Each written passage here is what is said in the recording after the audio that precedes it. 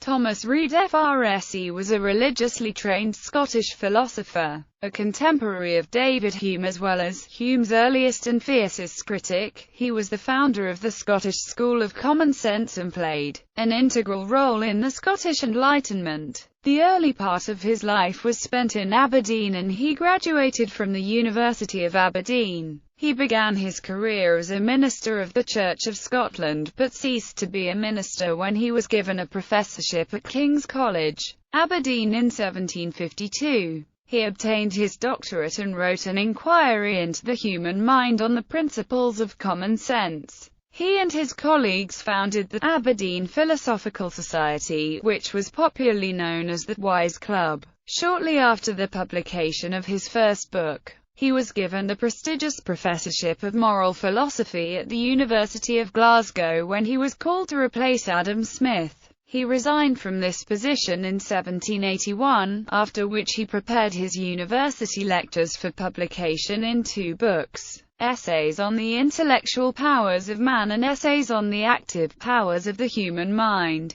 Reid was buried at Blackfriars Church in the grounds of Glasgow College, and when the university moved to Gilmore Hill in the west of Glasgow, his tombstone was inserted in the main building. See separate article on Thomas Reid's tombstone. Reid believed that common sense is, or at least should be, at the foundation of all philosophical inquiry. He disagreed with Hume, who asserted that we can never know what an external world consists of as our knowledge is limited to the ideas in the mind, and George Berkeley, who asserted that the external world is merely ideas in the mind. By contrast, Reid claimed that the foundations upon which our senses communize are built justify our belief that there is an external world. In his day and for some years into the 19th century, he was regarded as more important than Hume. He advocated direct realism, or common-sense realism, and argued strongly against the theory of ideas advocated by John Locke, René Descartes, and nearly all early modern philosophers who came after them. He had a great admiration for Hume and had a mutual friend sent Hume an early manuscript of Reid's inquiry. Hume responded that the deeply philosophical work is wrote in a lively and entertaining matter, but that there seems to be some defect in method, and criticized Reid for implying the presence of innate ideas. Thomas Reid's theory of common sense. His theory of knowledge had a strong influence on his theory of morals. He thought epistemology was an introductory part to practical ethics. When we are confirmed in our common beliefs by philosophy, all we have to do is to act according to them, because we know what is right. His moral philosophy is reminiscent of Roman Stoicism in its emphasis on the agency of the subject and self-control. He often quotes Cicero, from whom he adopted the term sensus communis. Reid's answer to Hume's skeptical and naturalist arguments was to enumerate a set of principles of common sense which constitute the foundations of rational thought. Anyone who undertakes a philosophical argument, for example, must implicitly presuppose certain beliefs like, I am talking to a real person, and there is an external world whose laws do not change, among many other positive, substantive claims. For Reid, a belief in the truth of these principles is not rational. Rather, reason itself demands these principles as prerequisites, as does the innate constitution of the human mind. It is for this reason that Reid sees belief in the principles of common sense as a litmus test for sanity. For example, in the intellectual powers of man, he states, before men can reason together, they must agree in first principles, and it is impossible to reason with a man who has no principles in common with you. One of the first principles, he goes on to list, is that qualities must necessarily be in something that is figured,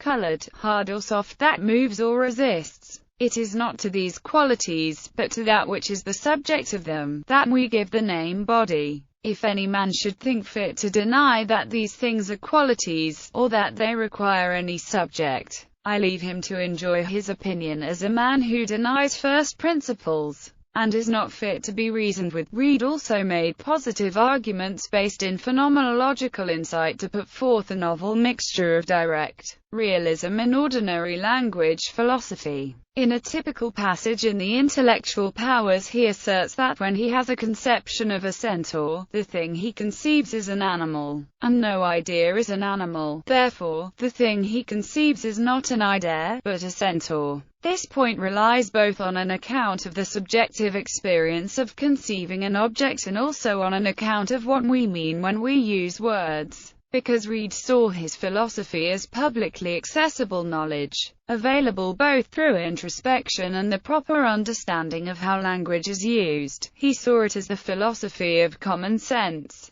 Exploring sense and language, Reid started out with her common sense, based on a direct experience of an external reality, but then proceeded to explore in two directions, external to the senses, and internal to human language, to find a more rational basis. In the case of the latter, Reid saw this as based on an innate capacity predating human consciousness, and acting as an instrument for that consciousness. Also, language then becomes a means of examining the original form of human cognition. Reid notes that current human language contains two distinct elements. First, the acoustic element, and secondly, the meanings, which seem to have nothing to do with the sounds as such.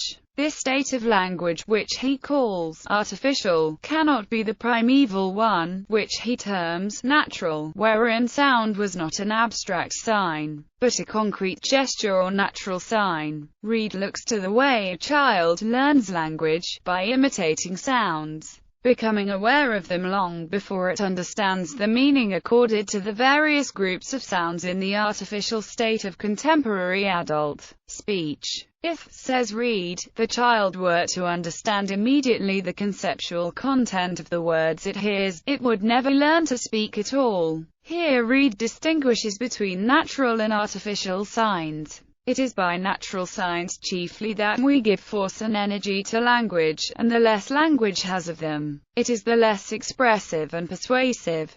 Artificial signs signify, but they do not express. They speak to the intellect, as algebraic characters may do, but the passions and the affections and the will hear them not. These continue dormant and inactive, till we speak to them in the language of nature. While we become aware of an object through the senses, the content of that perception is not identical with the sum total of the sensations caused in our consciousness. Thus, while we tend to focus on the object perceived, we pay no attention to the process leading from sensation to perception, which contains the knowledge of the thing as real. How, then, do we receive the conviction of the latter's existence? Reid's answer is, by entering into an immediate intuitive relationship with it, as a child does. In the case of the adult, the focus is on perceiving, but with the child it is on receiving of the sensations in their living nature. For Reid, the perception of the child is different from the adult, and he states that man must become like a child to get past the artificial perception of the adult, which leads to Hume's view that what we perceive is an illusion. Also, the artist provides a key to the true content of sense experience, as he engages the language of nature. It were easy to show that the fine arts of the musician, the painter, the actor, and the orator, so far as they are expressive, are nothing else but the language of nature, which we brought into the world with us,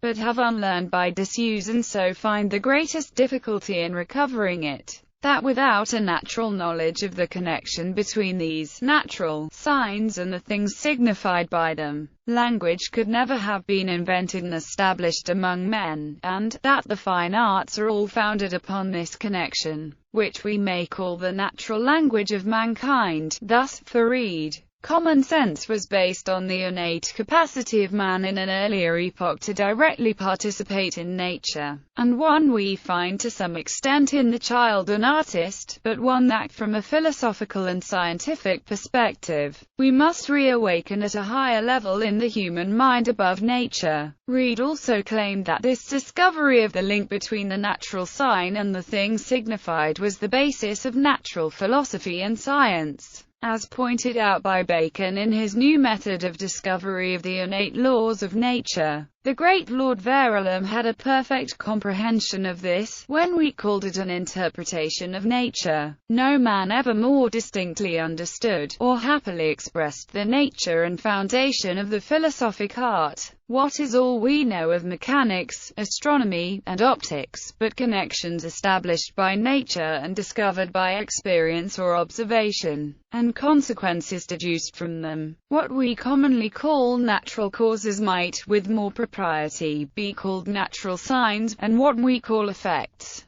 the things signified, as all we can certainly affirm is that nature hath established a constant conjunction between them and the things called their effects, influences. It has been claimed that his reputation waned after attacks on the Scottish school of common sense by Immanuel Kant and by John Stuart Mill. But Reid's was the philosophy taught in the colleges of North America during the 19th century and was championed by Victor Cousin, a French philosopher. Justice Butler has shown that Reid was an important influence on the American philosopher Charles Sanders Peirce, who shared Reid's concern to revalue common sense and whose work links Reid to pragmatism. To Peirce, conceptions of truth and the real involve the notion of a community without definite limits, incapable of a definite increase of knowledge. Common sense is socially evolved, open to verification much like scientific method, and constantly evolving, as evidence, perception, and practice warrant, albeit with a slowness that Peirce came only in later years to see, at which point he owned his adhesion,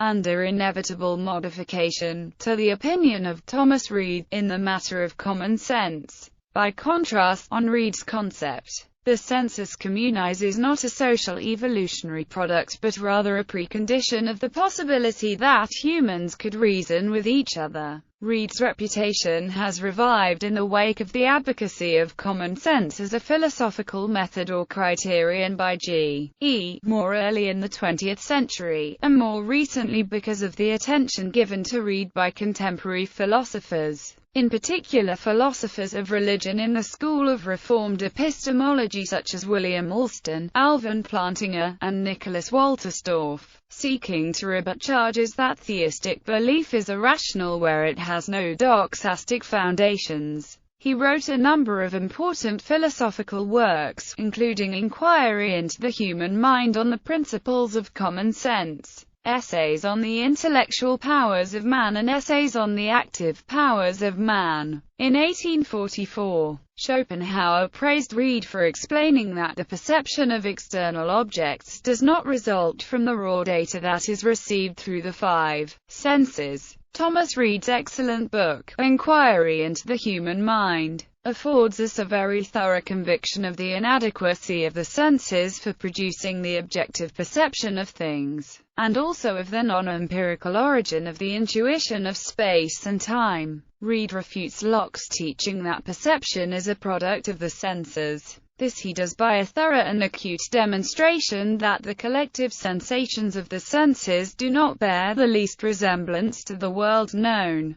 through perception, and in particular by showing that Locke's five primary qualities cannot possibly be supplied to us by any sensation of the senses. The World as Will and Representation, Volume 2, ch. 2. Other philosophical positions. Though known mainly for his epistemology, Reid is also noted for his views in the theory of action and the metaphysics of personal identity. Reid held an incompatibilist or libertarian notion of freedom, holding that we are capable of free actions of which we are the cause, and for which we are morally appraisable. Regarding personal identity, he rejected Locke's account that self-consciousness in the form of memory of one's experiences was the basis of a person's being identical with their self over time. Reid held that continuity of memory was neither necessary nor sufficient to make one numerically the same person at different times.